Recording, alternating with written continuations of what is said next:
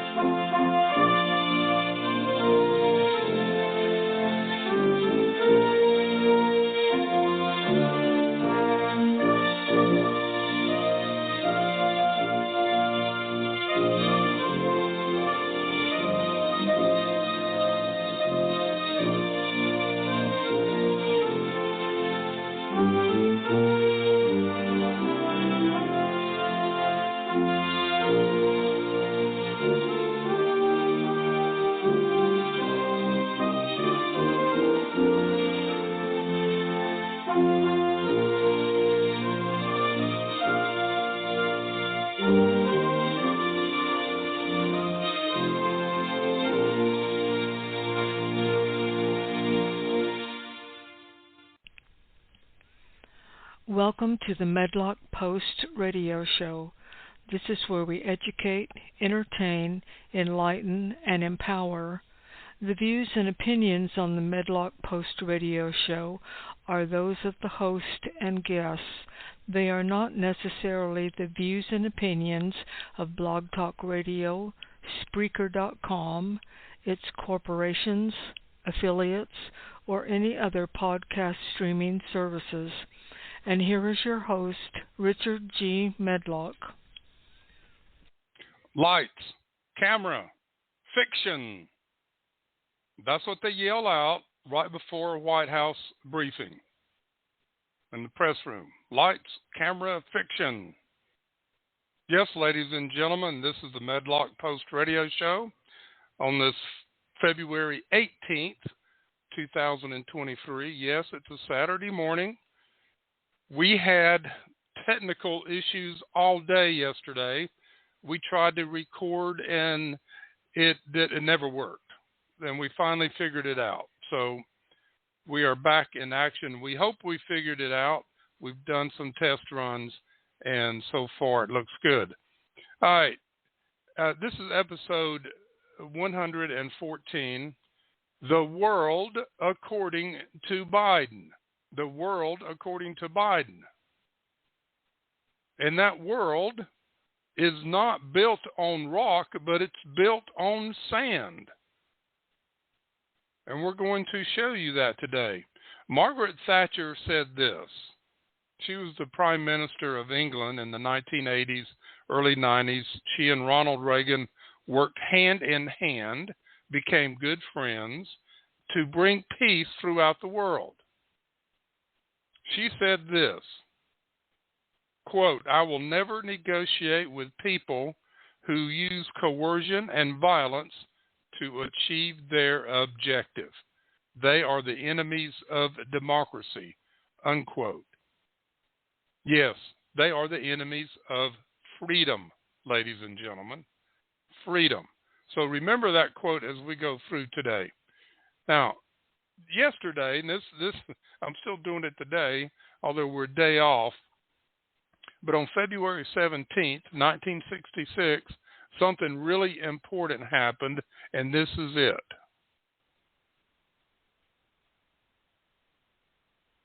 I love the colorful clothes you wear, and the way the sunlight plays upon her head. I hear the sound of a gentle word on the wind that lifts her perfume through the air. I'm picking up good vibrations. She's giving me the excitation.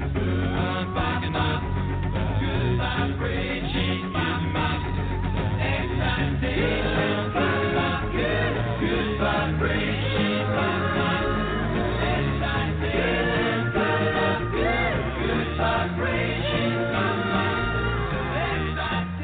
Close my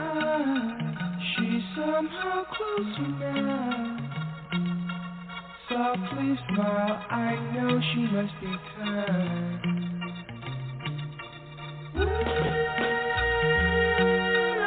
In her eyes, she goes with me to a blossom room. I'm picking up good vibration.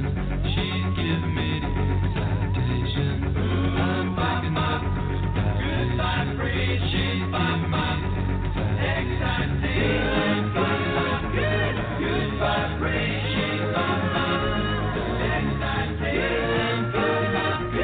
Excitation. Good vibration.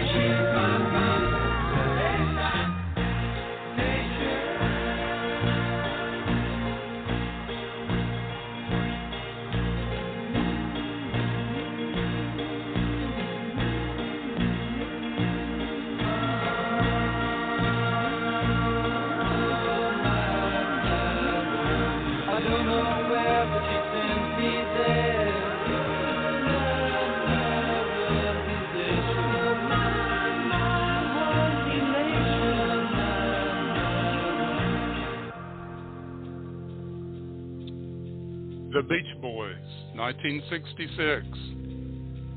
All right. Gotta keep those loving good vibrations happening with her. Gotta keep those loving good vibrations happening with her. Gotta keep those loving good vibrations. All right, brace yourself. Get ready. It's coming.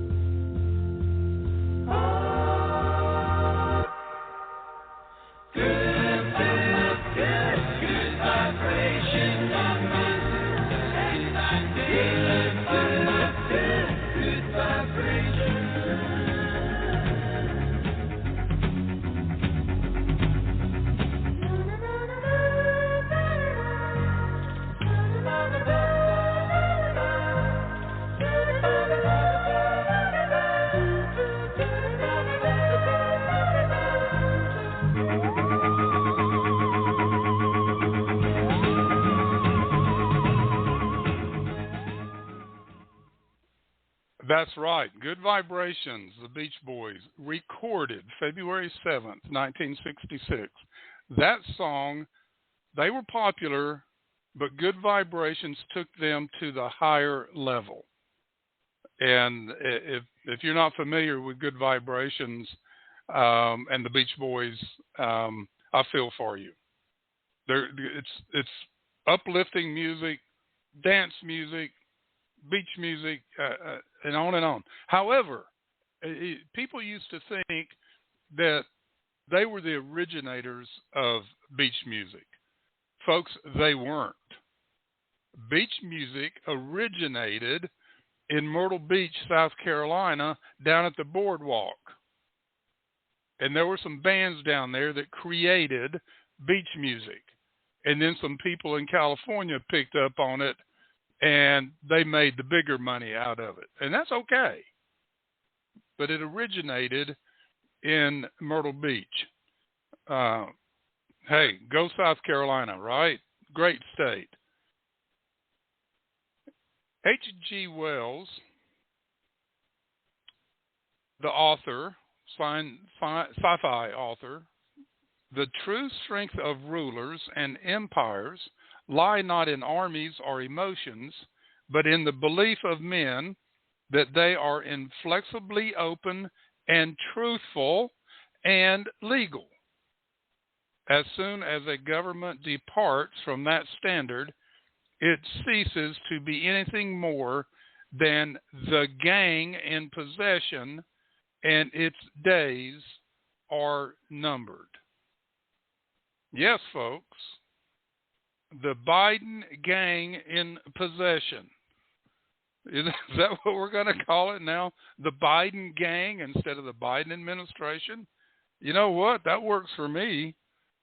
The O'Biden gang. Yeah, that's what we need to call it in the future. All right. On Thursday, actually go back to Tuesday, the CPI report came out, inflation. Thursday, the producer price index inflation report came out, and neither one of them were kind to the old Biden gang. See, it's catching on. The old Biden gang. You know, it's great how stuff just pops off the top of your head. All right, review the CPI, the Consumer Price Index. It was up 0.5% for a 6.4% yearly rate. Minus food and energy, it was up 0.4%. This was not good news. They were expecting much less. Now, then the PPI comes out, and it rose 0.7%, and they were expecting 0.4%. Whoops. Big miss there. Is the biggest increase since last June. And we're going to, I'm sorry we're having to throw numbers at you today, but it's important for you to understand what's going on. And when the Biden administration stands up and opens their mouth, they are talking from Alice in Wonderland. Excluding food and energy, the core PPI increased 0.5%, compared with expectations of 0.3%. These are big jumps, folks. Core excluding trade services climbed 0.6% against the estimate of 0.2%. You get this? They were trying to talk inflation down by standing there saying inflation's going down, nothing to worry about, we have it under control. Well, apparently they do not have it under control. So the PPI increased on a 12-month basis 6%. I like how they add this, but well off its 11.6 peak in March 2022. And then, of course, the CPI, its peak was 9.2%. All right, now don't get fooled by those past numbers. Remember, when the PPI had gone up 11.6%, this 6% has been added on top of that. But remember, between the 11.6 and the 6%, you had the 10%, the 9%, the 8%, the 7%, and we dropped below 6% for 1 month, and now we're back to 6. So let's just take this. Last March it was 11.6%. You now add 6%, you have 17.6%. Well, if you add everything in between, it's somewhere around 20%. They're not even talking about 2021 numbers, which are around 8%. So 8%, 11%, and 6%. What do you have? 25%.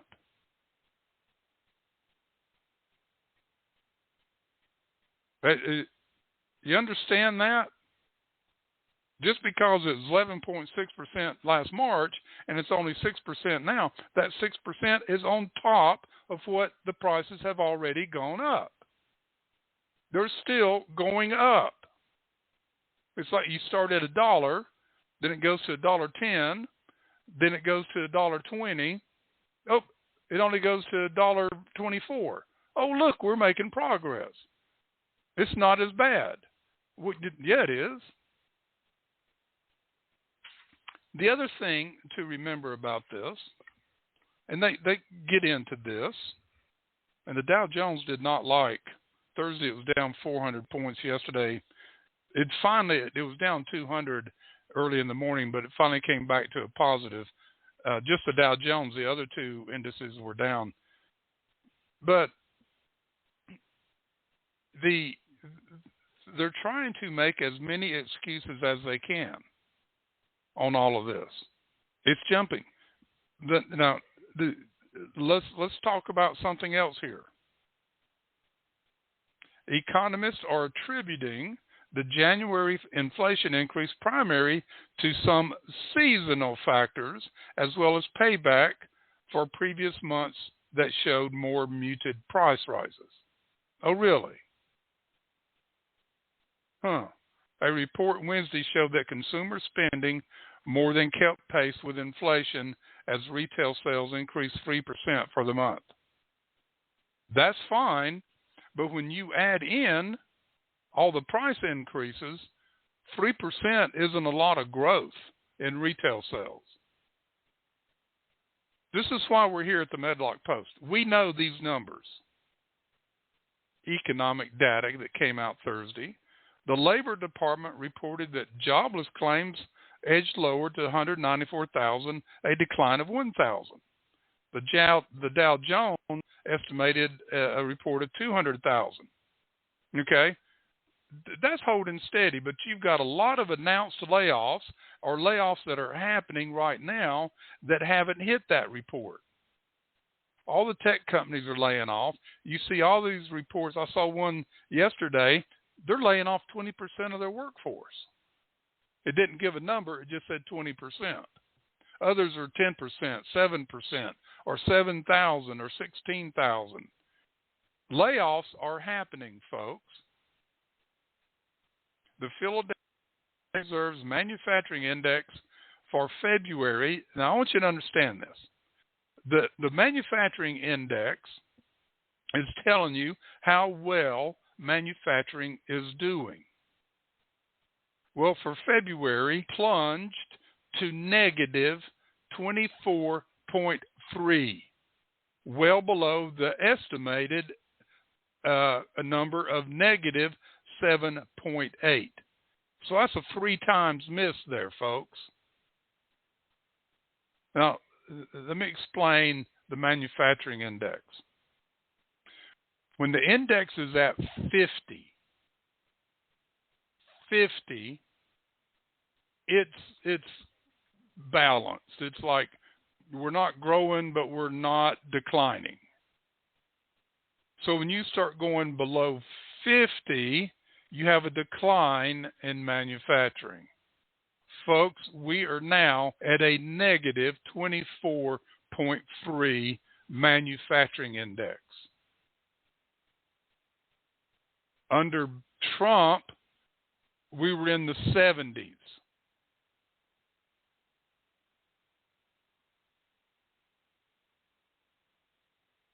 Markets expect the Fed to increase rates again. Of course they do. They're going to raise rates. Cleveland Fed President Loretta Mester said, quote, "My expectation is that we will see a meaningful improvement in inflation this year and further improvement over the following year, with inflation reaching our 2% goal in 2025.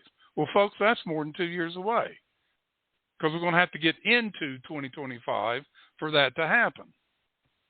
And she finished, but my outlook is contingent on appropriate monetary policy. Well, folks, right now, there's nothing appropriate about the government's monetary policy. It is all inflationary. It's all spend, spend, spend. And that's what we're looking at.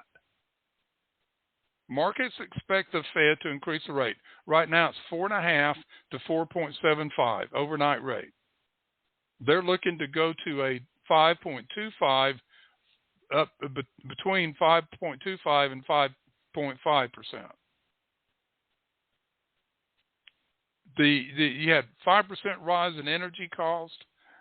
Oh, a 1% decline in food. Where? Where was that 1% decline in food? We're not seeing it when we go to the grocery store. And gasoline went up 6.2%.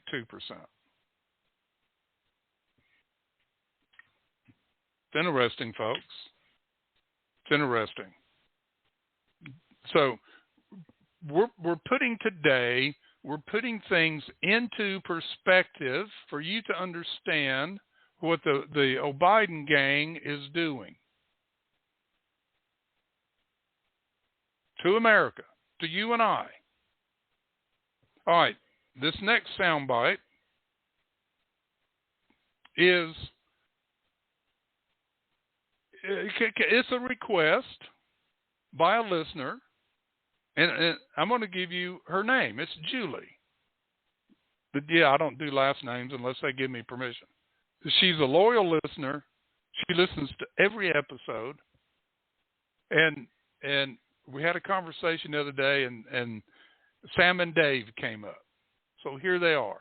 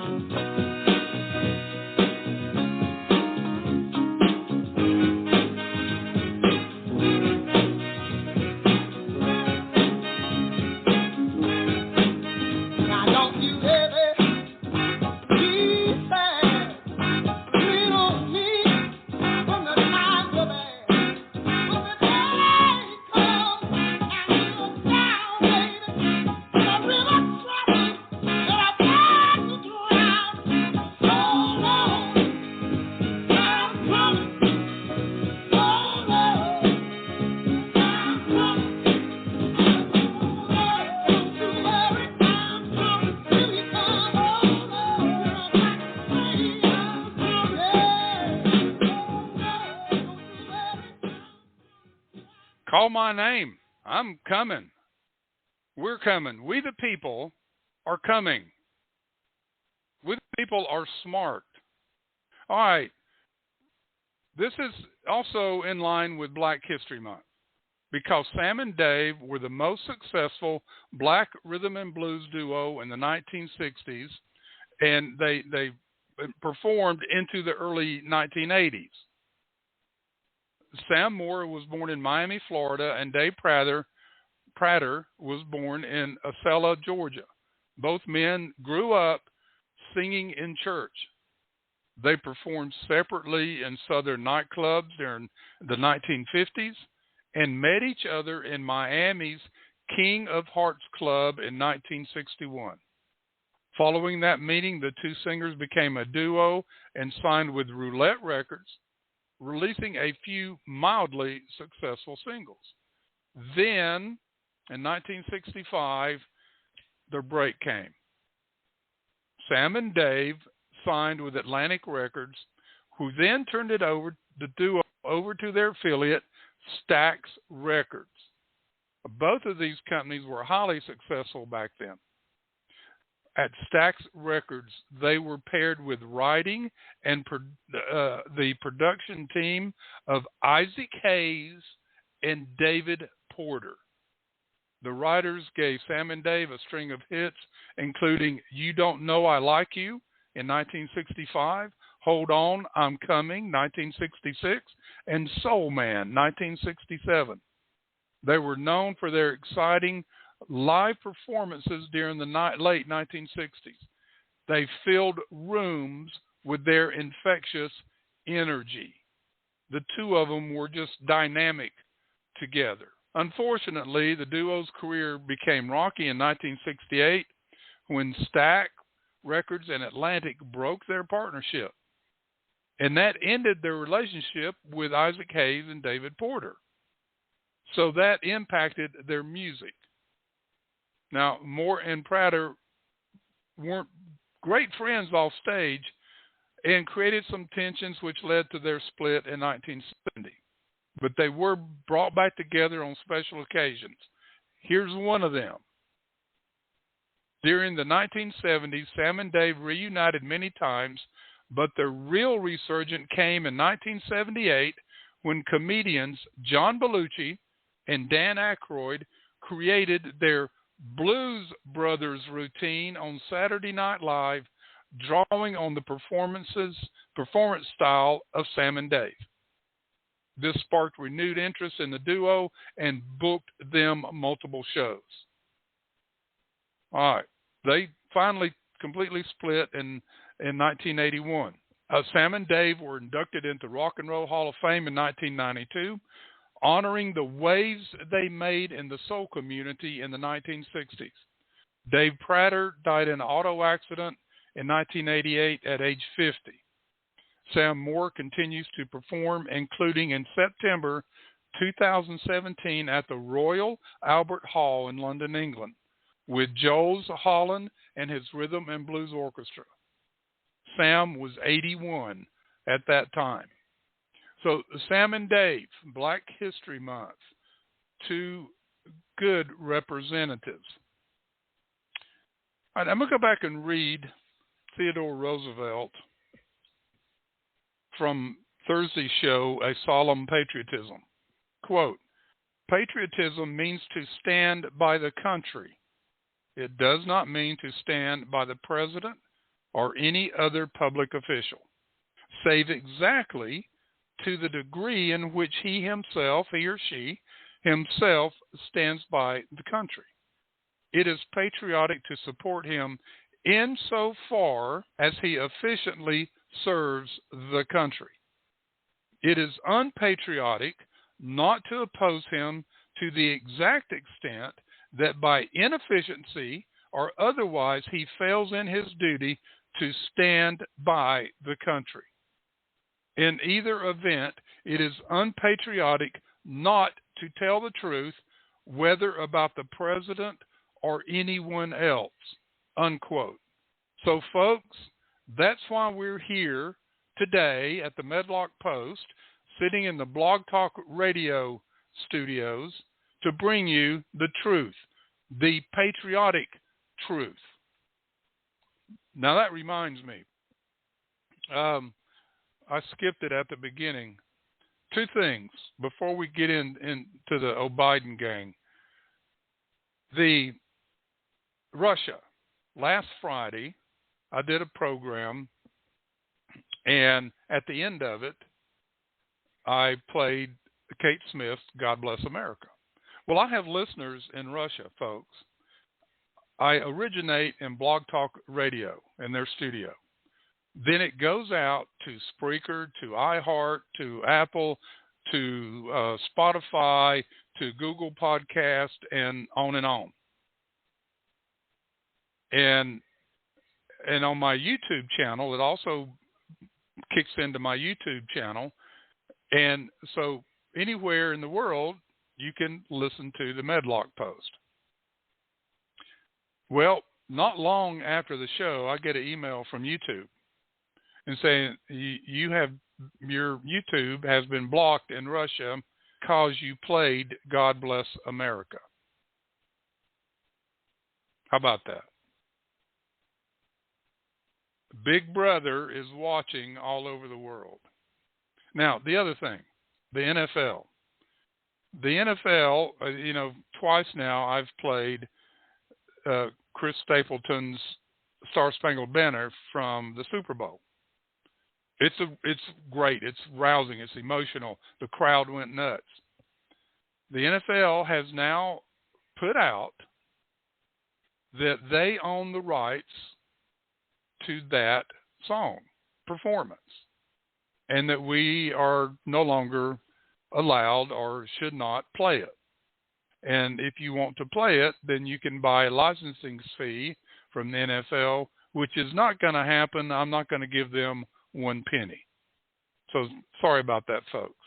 All right, going back to my patriotic duty. And this is what kicked this off. This was Thursday afternoon,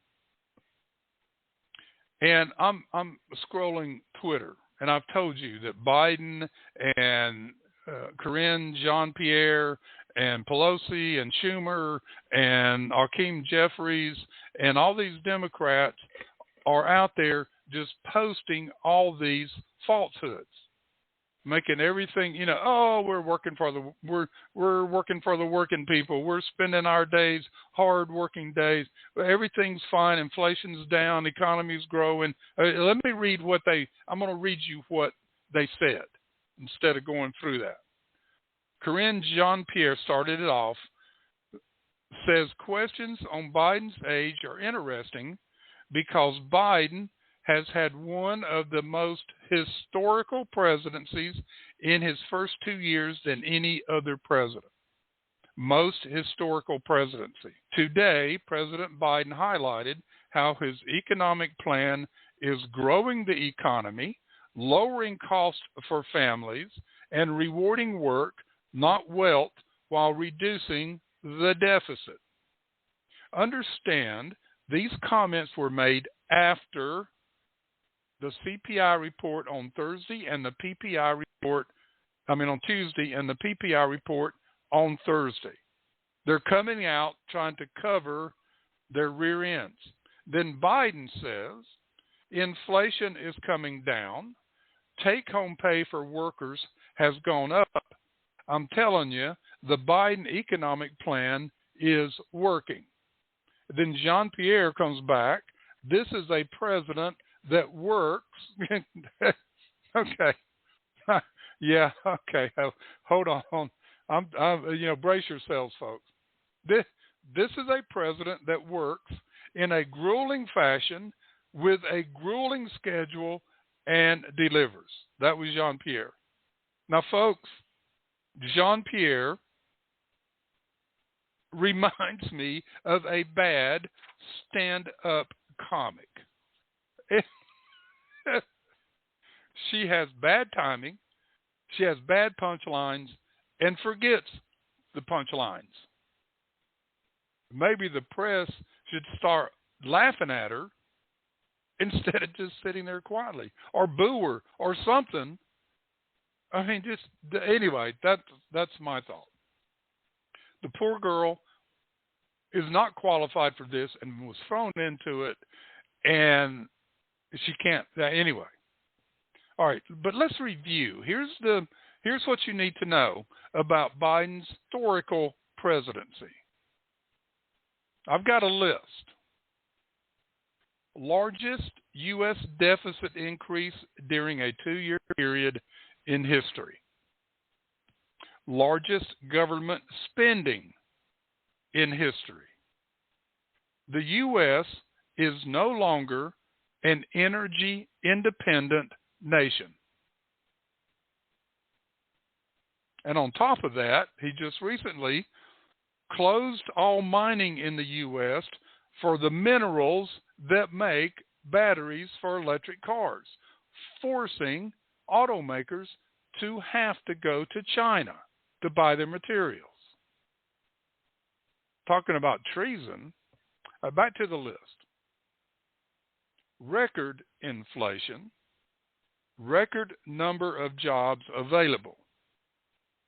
Now, wait a minute, Richard. Shouldn't that be a good thing?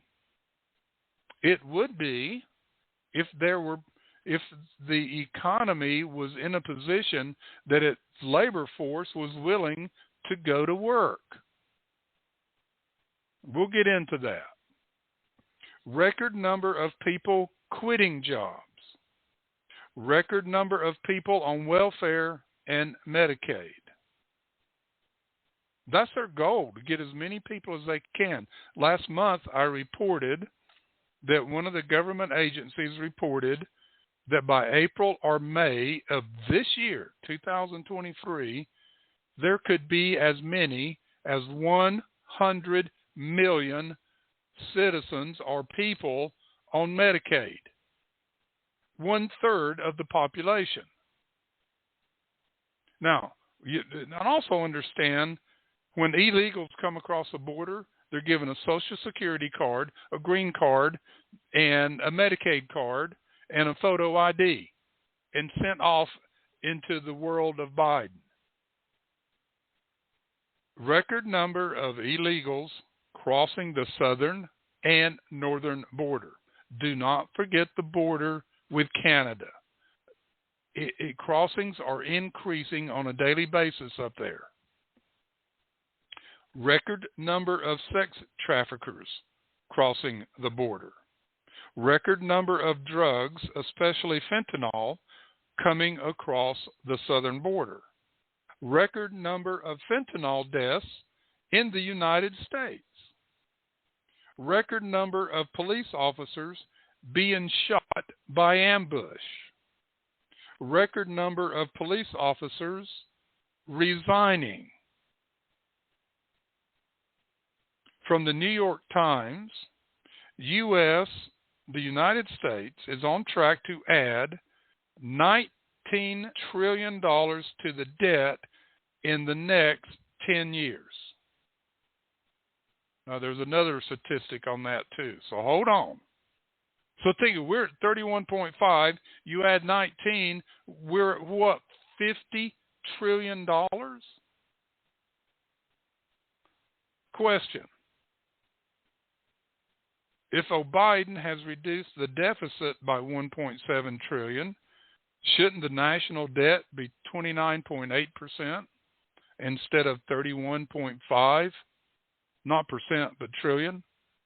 We're at 31.5, almost at 31.6 trillion. Minus 1.7 should take you down to 29.8 or 9% or trillion. But no. Still growing. I should have pulled up the debt clock as we talked. Minimum wages are going up. This is from the CNBC. Minimum wages are going up, but typical workers still don't have enough to get by in any U.S. state. Now, Biden was correct when he said wages are going up. There are increases, but they're smaller than inflation has gone up. So you're still losing ground. In the last 3 months, November, December, and January, wage increases were smaller than they were in previous months. So the increases are slowing down while inflation is picking up again. Corporate tax increase of 15% because of the universal tax. This is what the G20 passed or approved last fall. This tax was approved by Secretary Janet Yellen of the Treasury Department.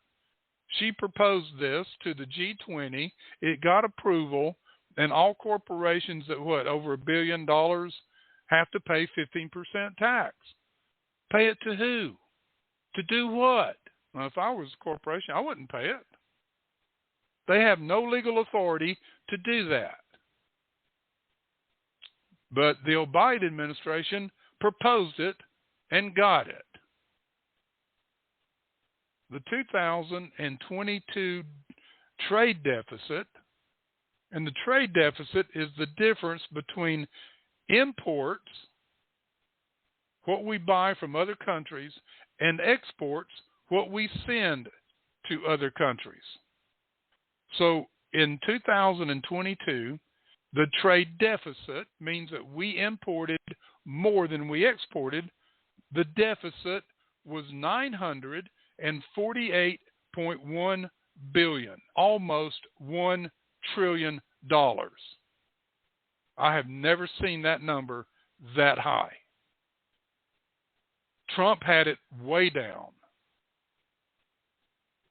Biden signed on January 10th of this year the Declaration for North America to create a new country by combining Mexico, Canada, and America, or the United States, into the North American Union.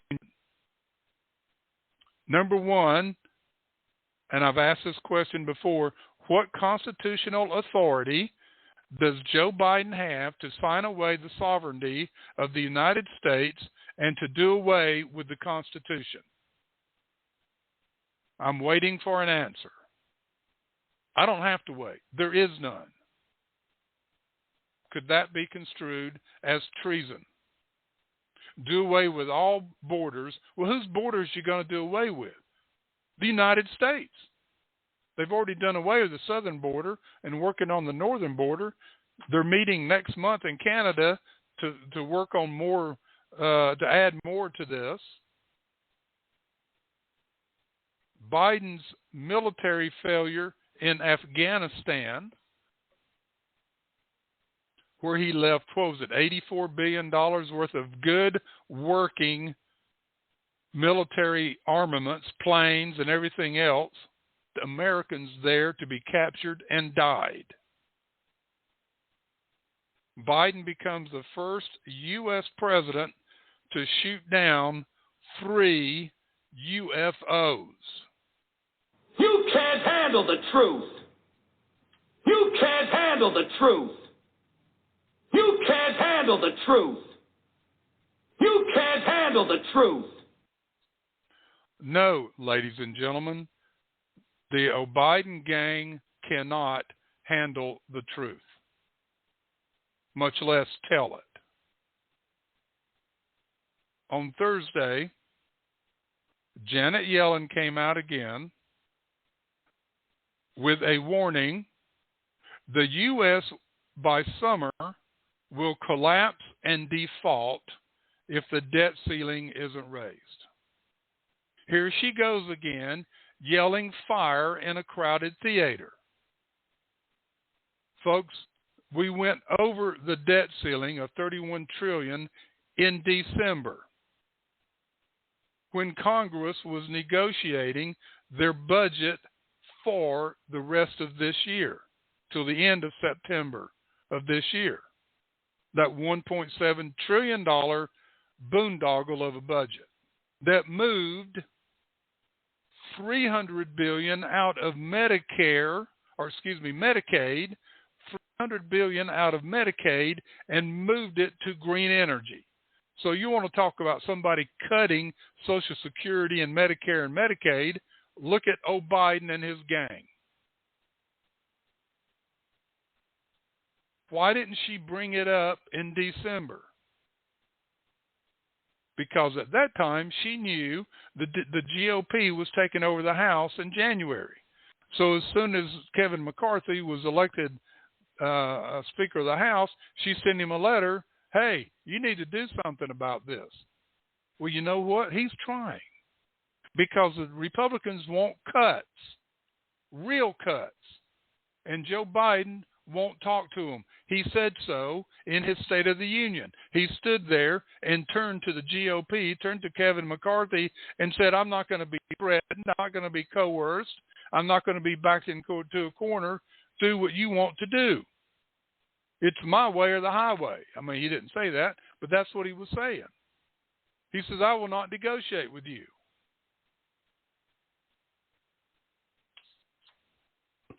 The historical presidency of Joe Biden. We're not through.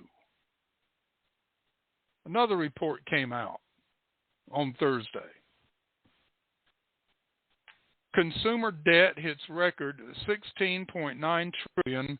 Delinquencies rise. This was up 1.3 trillion, and the debt was up over all categories. 16.9 trillion in consumer debt in the United States.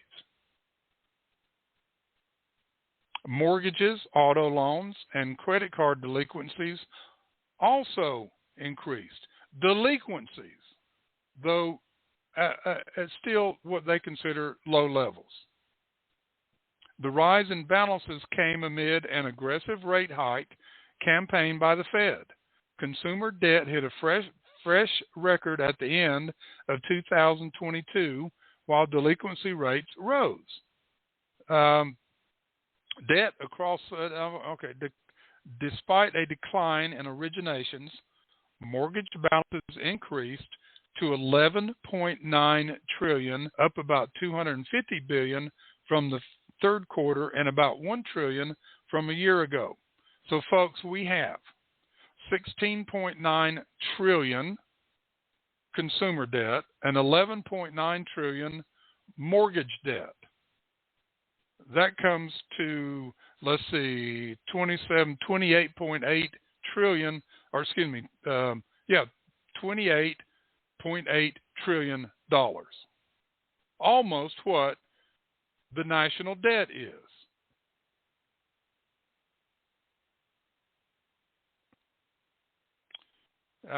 Originations and new home loans. Look, home sales are down, like 10%, 15%. I think in December they were down 20% a month. Housing is in a slump. People can't afford it now. Rates went up. Fed started raising the rates. Mortgage rates went from 2.7 to 6.5, and people that were qualified at a lower rate, all of a sudden, they either had to come up with a more down payment or they didn't qualify because their income didn't qualify. So home sales started going down. People started going in and say, hey, you need to release me from this contract. Well, the sellers had no choice. I mean, the number of people being freed from purchase contracts was, like in November and December, was big. Biden's historical presidency, folks. Mortgage loans in serious delinquency, 90 days or more, rose 5.7%, which is not bad, but delinquencies are rising. Although historically, this is where I love this. I love this, folks. They're still trying to justify what's going on. Although historically low unemployment has kept consumers' financial footing generally strong, stubbornly high prices and climbing interest rates may be testing some borrowers' ability to repay their debts.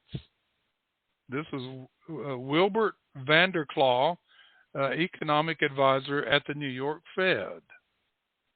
Really, historically low unemployment. Well, that's a misnomer, folks, because right now the participation rate is like 62.5% of the population. Under Trump, it was 67, possibly pushing 68%. Under the Biden historical presidency, they have created a system to pay people not to work. Get on welfare, get on free insurance with Medicaid and all these other things, and you don't have to work.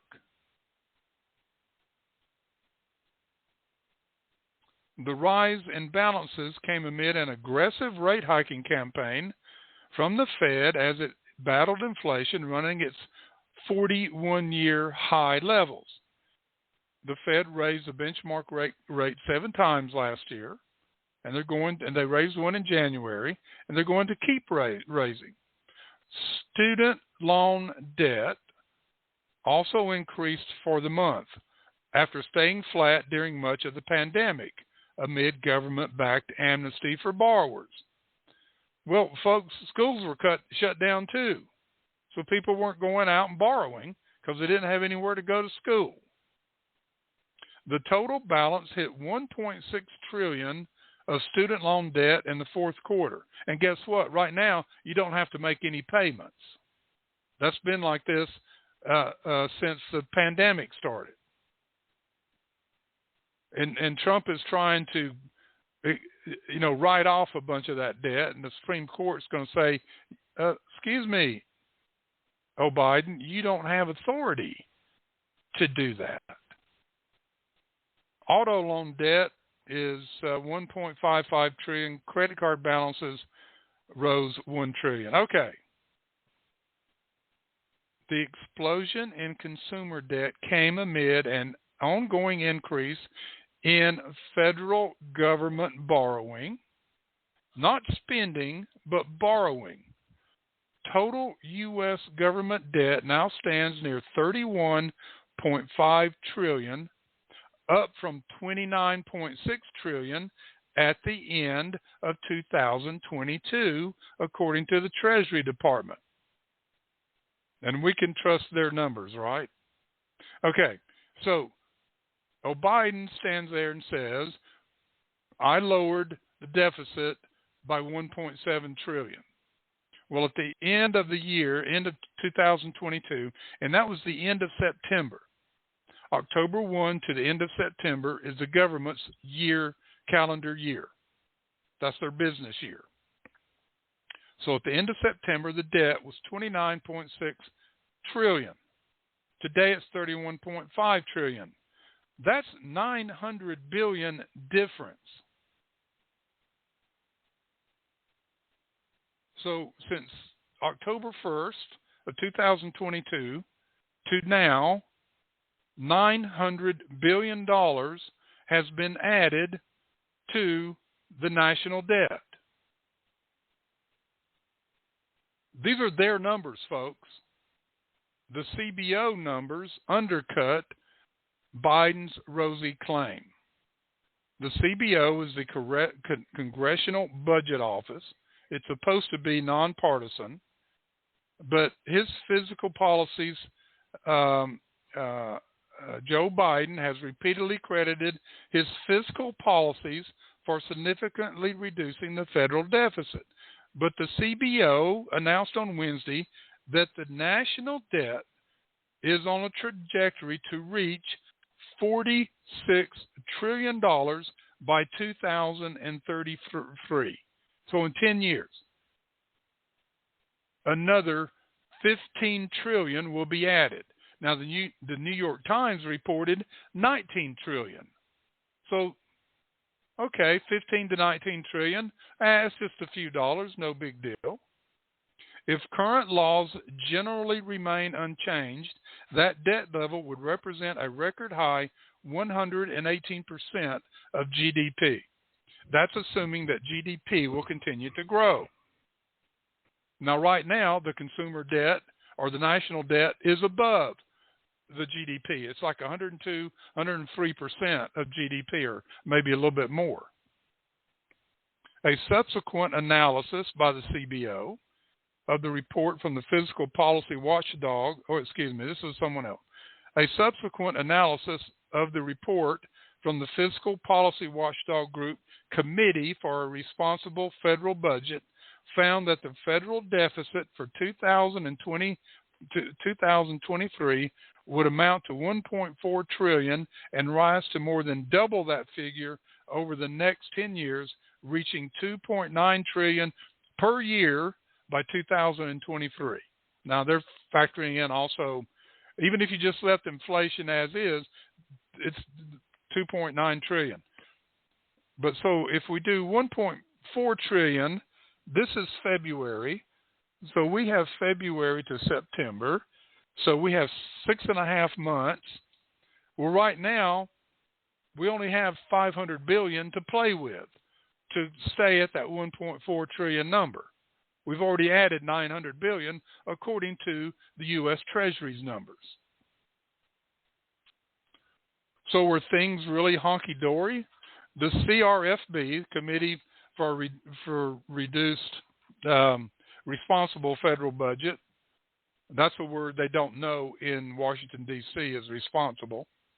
The CRFB analysis concluded that the total interest the government pays on the debt would hit $1.4 trillion annually a record 3.6% of GDP by 2033.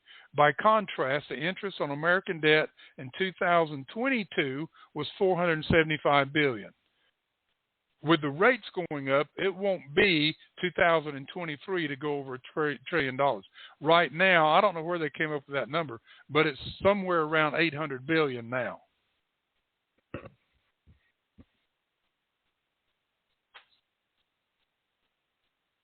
Biden's historical presidency. Okay. Yes, the old Biden gang is out there, and they don't wear white hats. This, all right, yeah, we're having fun today, but it's things you need to know. That's why we're here at the Medlock Post, to educate, enlighten, and empower you. Knowledge is strength. Keith Olbermann, the totally washed out, unbelieved newsman that got ran out of MSNBC. They still quote him as the former MSNBC host and radical liberal. Olbermann claimed that only an economic civil war pursued by blue states against red states in America would end mass shootings. Really. He stated that the only way to stop such acts of violence is to suffocate the businesses that profit off the sale of firearms and the lobbies that defend them, and to destroy the Republican Party that supports both. Blue states, he continues, must starve the red states economically in order to accomplish these things. Keith Olbermann does not realize that what he is proposing caused the Civil War in 1861. The Union states did not want to pay the Southern states for their goods and services. There was a battle going on. It had been going on for 20 plus years. There was a states' rights battle. The Union states had to introduce legislation to limit the states' rights of the Southern states. This led to a civil war. Now let's talk about reality here, Mr. Olbermann. Number one, most gun manufacturing plants are in blue states where people are moving out of. The other thing to look at, Mr. Olbermann, is that the red states have the real good labor forces. They're driving the economy today. So your proposal, we got to starve them so we can end mass shootings. Maybe if you guys would stop your wokeness and dividing people and your racism and your wokeness and your CRTs and your 1619 projects, if you guys would stop that and tell the truth about America and how great it is, some mass shootings would stop. Plus, turning your hearts to God instead of to the all-liberal God out of Washington, D.C.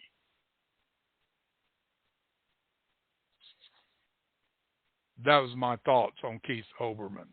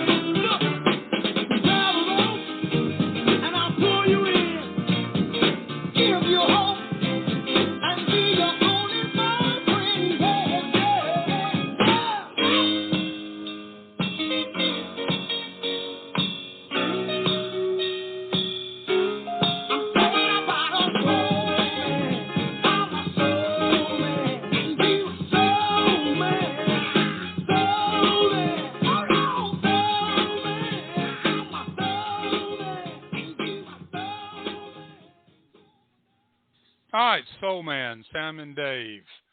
Don't hold me to this, but I think the backup group there was Big Brother and the holding company. They backed up so many people, especially in the studio. Otis Redding, Janis Joplin, and many others. I can't think of their names off the top of my head. They even did their own stuff. They were a very popular backup group, very talented. Kristi Noem, the governor of South Dakota. This is what she had to say opening a speech a couple of days ago. Now, South Dakota's state motto is, under God, the people rule. That could just as easily be the American motto. In America, we are not, and we will not be, ever ruled by an elite class of so-called experts. We, the people, are the government. Get that? Under God, the people rule. I'm for that. That's what a lot of us do as patriotic Americans. Under God, people rule. We, the people, gave the power to the government. Now, they've overreached in their power. It's time for us to take a lot of that power back, to put a halt to it. She further went on to say, South Dakota is standing up to communist China to keep our people safe. She further said, we rejected communist lockdowns. I called them Marxist lockdowns during the pandemic. She didn't shut her state down. Neither did Florida. South Carolina pretty much stayed open, and other states.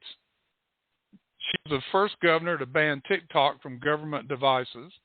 Will protect agricultural land from China buying it up. And she said that's the blueprint for the nation. More freedom, less China.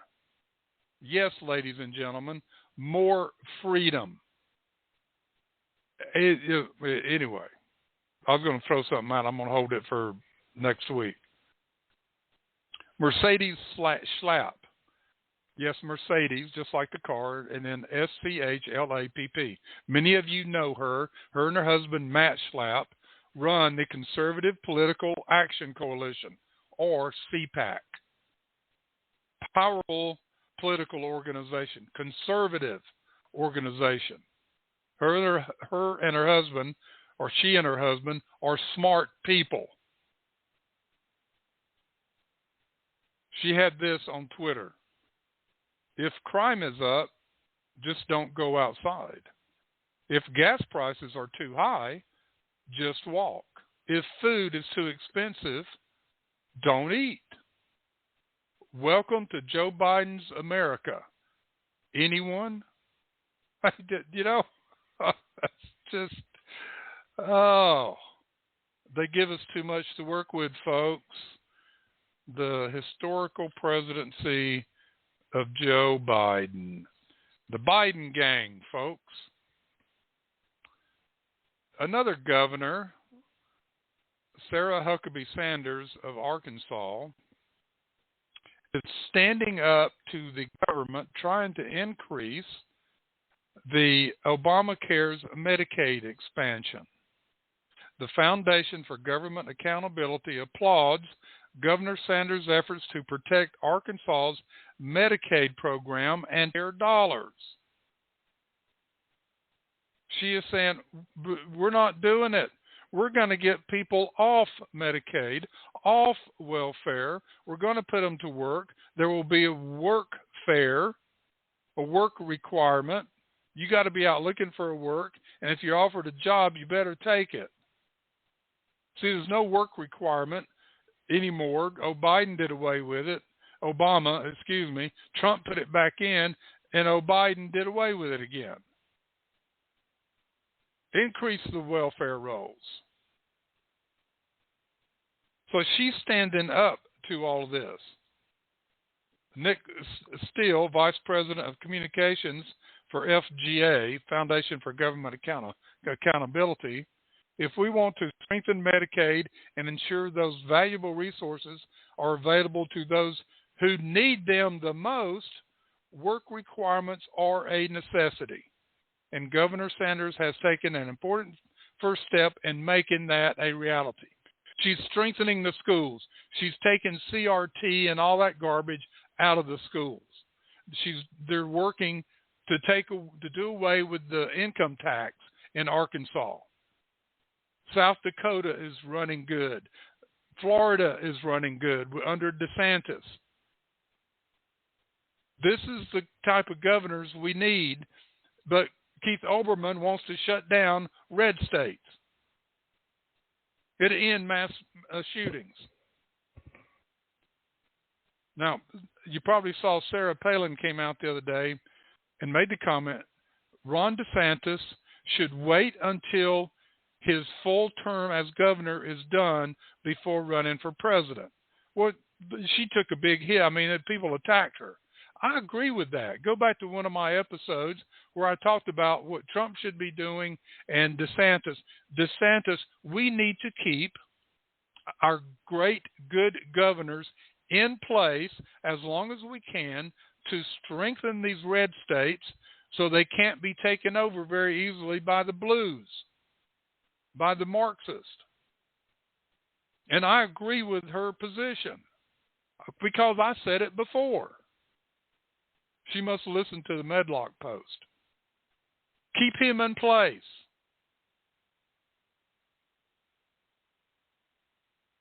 Put Mike Pompeo in as president and Nikki Haley as vice president, and we're going to be strong. Changing another subject. Before we get there, I got to look at a quick note. All right, I know where to go now. All right, and there it is. Democrats propose baby bonds to close the racial wealth gap. Black lives and black wealth matter. Oh, really? You gave millions of dollars to the Black Lives Matter, and all they did was go out and buy mansions to live in.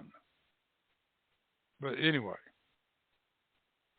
Democrats propose higher estate taxes to pay for their plan to close the racial wealth gap. Really? Let's talk about wealth gap. Everybody talks about the 1%, the 1%. They've created this envy, this anger, this hatred toward the 1%. Now, I don't know how many of you remember J. Paul Getty, richest man in the world way back when. He started Standard Oil Company. And he would go around buying up oil wells. Then people would go out and drill an oil well, a good one, and go take it to him because they knew he'd buy it for a fair price. And they would keep a percentage of it. Or they'd have 2 or 3 wells. And that's how Standard Oil became the largest oil company in the world. And he became the richest man in the world. And his autobiography, and you ought to read it. It was called My Way. I can't remember, but J. Paul Getty, Getty. Great autobiography. A lot of lessons to learn there. But this was back in the 70s when everybody was, we got to take all the wealth in the world and divide it evenly among everybody. Everybody throw all their money into one pot, and then everybody gets their equal share. Well, at a press conference, J. Paul Getty was asked about this. This was his response. He says, that's fine. We can do that. But he says, I promise you, in 1 year, the 1% will have the money back. Think about that answer, folks. In 1 year, the 1% will have the money back. I could talk about these people that win lotteries, but that's a totally different story. Already, House and Senate Democrats this week proposed a bill that would instruct the federal government to give anyone born in the United States after 2005, which was 18 years ago, a $1,000 seed, SEED, savings account, and then make contributions to that account until they are 18. A plan that sponsors say is aimed at closing America's racial wealth gap. Really? If enacted into law, the bill would transfer billions of dollars in wealth from high-income families to low-income families, as it would fund the program by significantly increasing estate tax revenues. So let's go increase the state taxes over here on the rich, and we're just going to just give it to the poor. Well, how does that pass, folks? Let me ask you this. The Democratic Marxists have been increasing taxes or wanting to increase taxes on the rich, the working class, whoever can pay taxes, they increase taxes. And let me ask you people that live in poverty this question. All these big tax increases and all this money that goes in, are you better off for it? What difference does those increased taxes have made in your life? Please tell me. It hasn't gotten you out of poverty.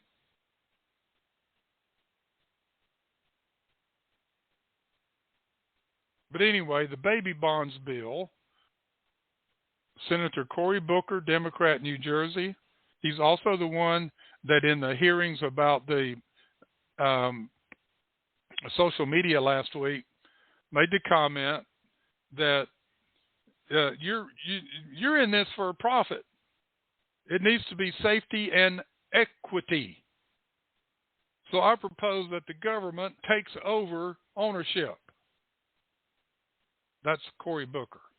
And he's done other things. And then the other representative from the House, Ayanna Pressley, Democrat, Massachusetts. They would give children up to $2,000 a year in the lowest income families, an amount that would drop as families earn more. If a family were to make more than 500% of the federal poverty level, their kids would only receive the initial $1,000. Wow, 500% of the poverty level. So the poverty level right now is what, 22,000, somewhere in that area. So they'd have to 500 times that. I mean, yeah, wow. So you can make up to $1 million and still get the $2,000 per child. Data released by Presley's office this week said black households in her congressional district have a median net worth of $8, while white households have a median net worth of nearly $250,000. Black lives and black wealth matter, which is why Congress must pass our bill without delay. These disparities were created by generations of government policy contributing to the national racial wealth gap. Now, folks, there's some truth in what she said, because government policies, the Great New Deal coming out of Roosevelt in the 40s, kept them in poverty, along with a lot of white people. But how these households have a median net worth of nearly $250,000, how did they get there? They worked, they saved, they invested. Some inherited it, but most of them worked.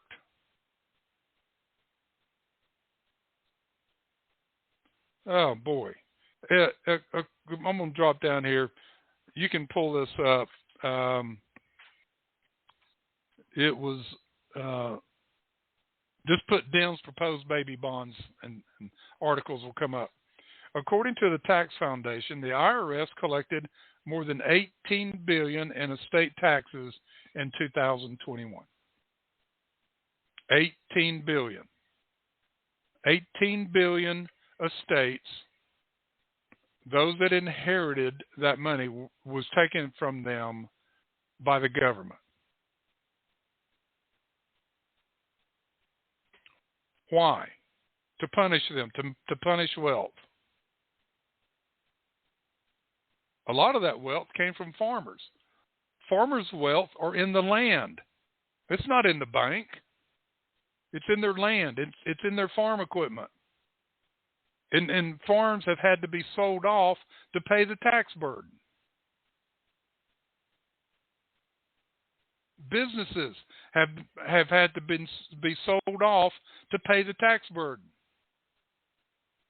What families worked for over and over, just gone.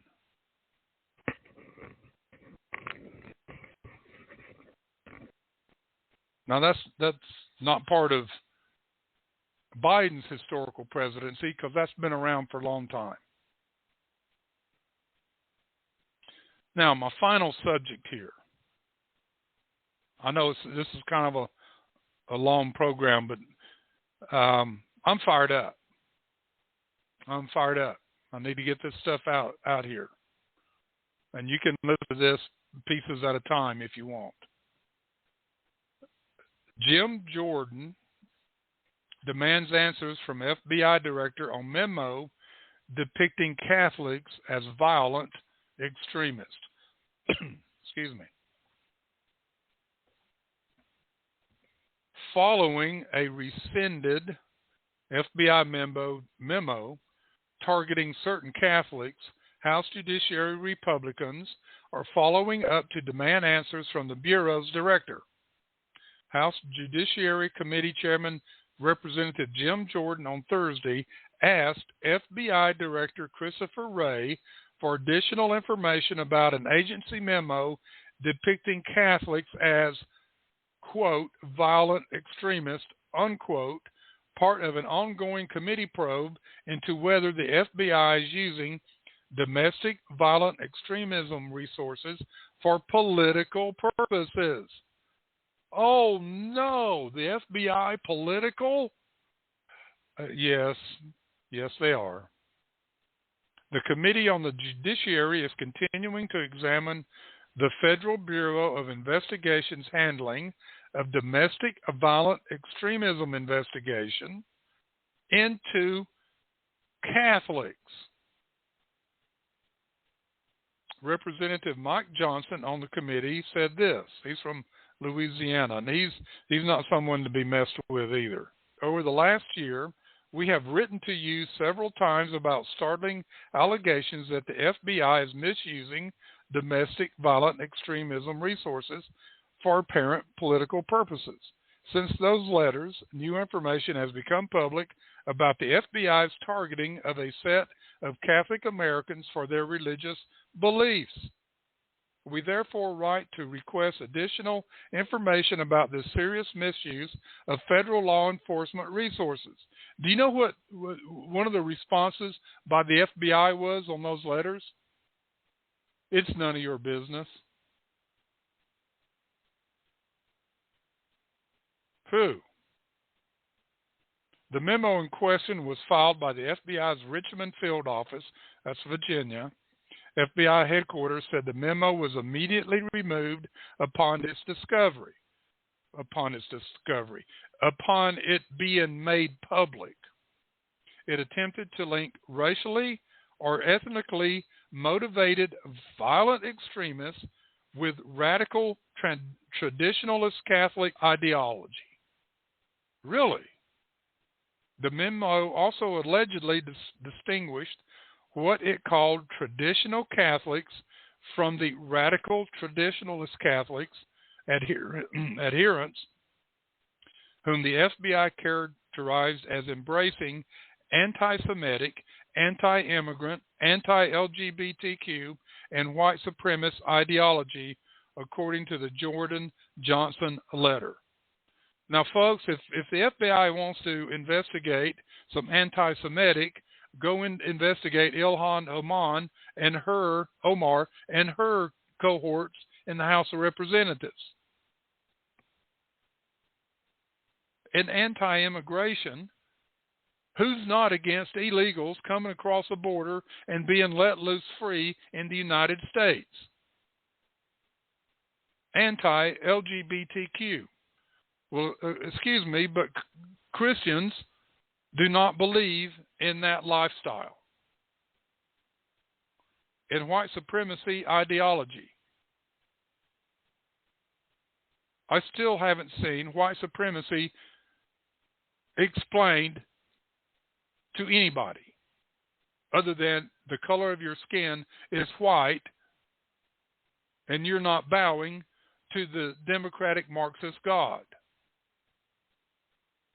The congressman in the letter also criticized the sources used to support the memo, including the Southern Poverty Law Salon and the Atlantic, all political left publications and organizations. The SPLC misleadingly defines RTCs as the largest group of serious anti-Semites in America and believes to have identified 9 RTC hate groups across the United States. That's interesting. The memo was written January 23rd. Committee says, we want this material by March 2nd. Now, religion is under attack in America. That's an example right there. Coming from the government, from the democratic Marxists, from the deep state, from globalists, from communists, whoever you want to look at. Now I'm going to tell you why, and I've talked about this in the past. It's not hard to understand, folks. It really isn't. From Stand Up for Freedom, we read this.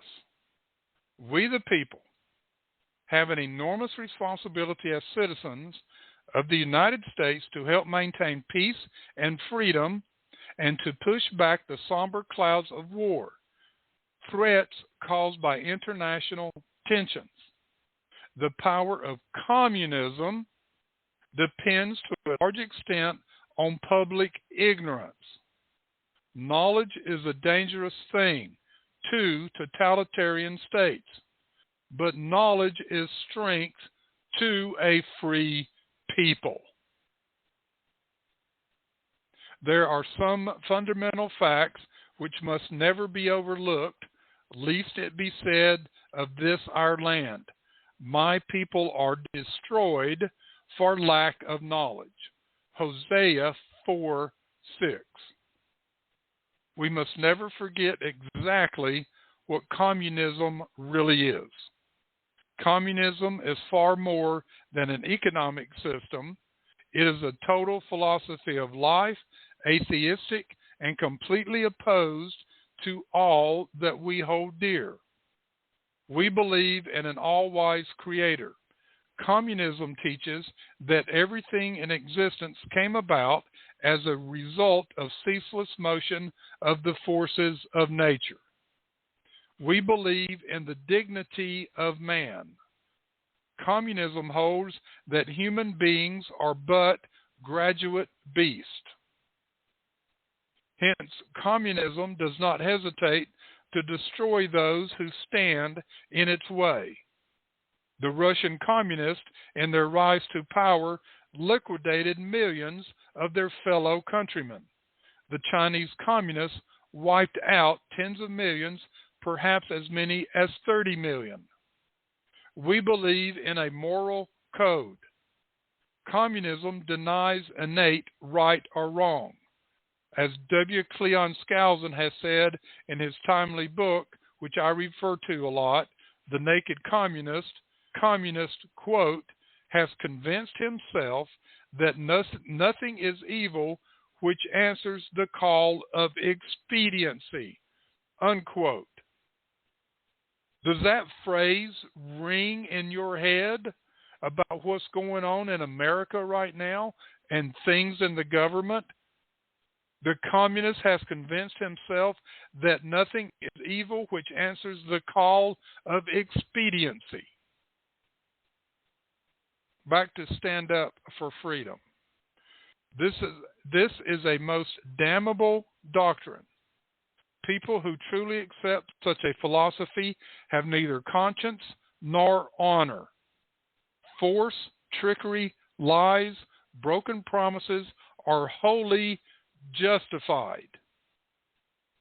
We believe in religion as a mode of life resulting from our faith in God.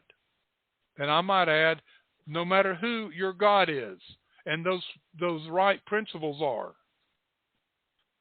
Continuing, communism contends that all religion must be overthrown because it inhibits the spirit of world revolution.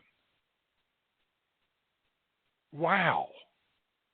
So communism wants constant chaos, fear, hatred, division, and violence.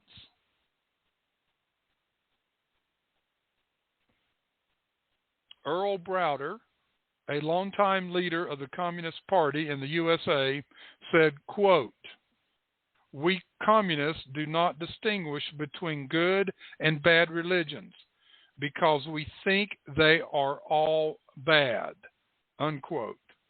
The major communist objective, make no mistake about it, is to destroy any society that adheres to the fundamentals of spiritual, economic, and political freedom and the integrity of man.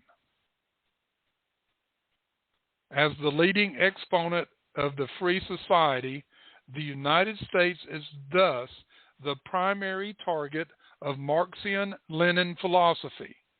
Internationally, communism seeks to isolate us from the rest of the free world. Here at home, communism ceaselessly pursues the disintegration of the American way of life. It strives to use education, science, literature, art, even the churches, to undermine our free society. That, folks, is from Stand Up for Freedom, written by Ezra Taft Benson, who was the the Secretary of Agriculture under Dwight D. Eisenhower. He was there for 8 years. He sat down face to face with communist leaders. He has a lot of stories to tell. He was a great patriot. A great patriot.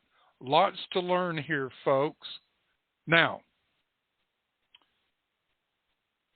enjoy this next song.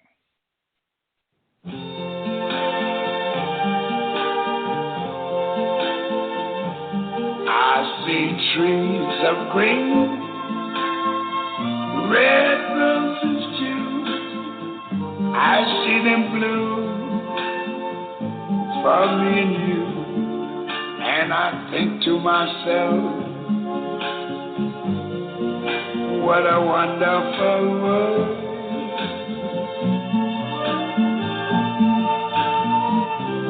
I see skies of blue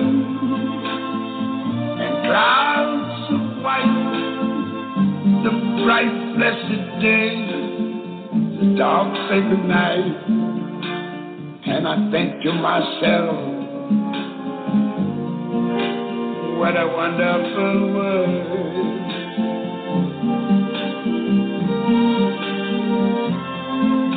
The colors of the rainbow, so pretty in the sky, are also on the faces of people going by. I see friends shaking hands, saying, how do you do? They're really saying, I love you. I hear babies cry. I watch them grow. They learn much more than I never knew. And I think to myself, what a wonderful world. Yes, I think to myself, what a wonderful world.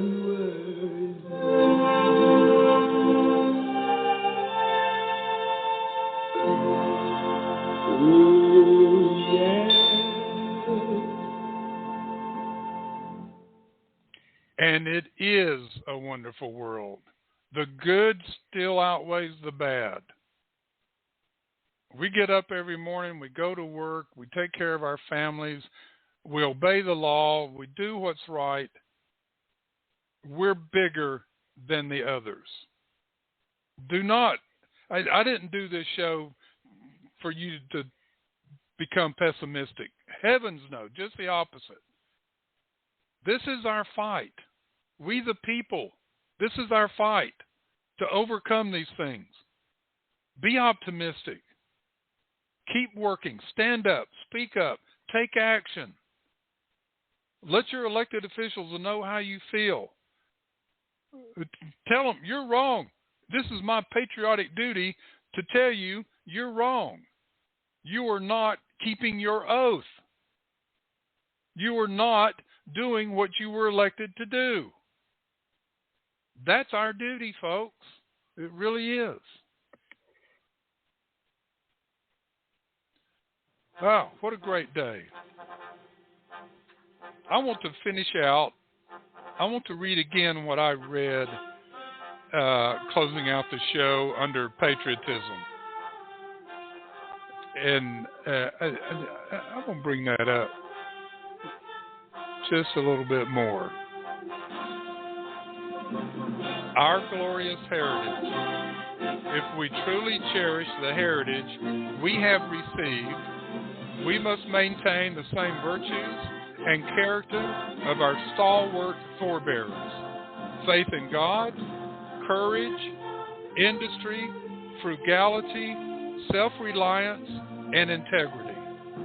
We have the solemn obligation to maintain what those who pledged their lives, their fortunes, and their sacred honor gave to future generations. And those future generations are you and I, we the people, and to the world. This is what's going on. This is our sacred pledge. This is our sacred patriotism for us to do that. And that, folks, is the Medlock Post radio show for February 18th, 2023. May God bless you, and may God bless America.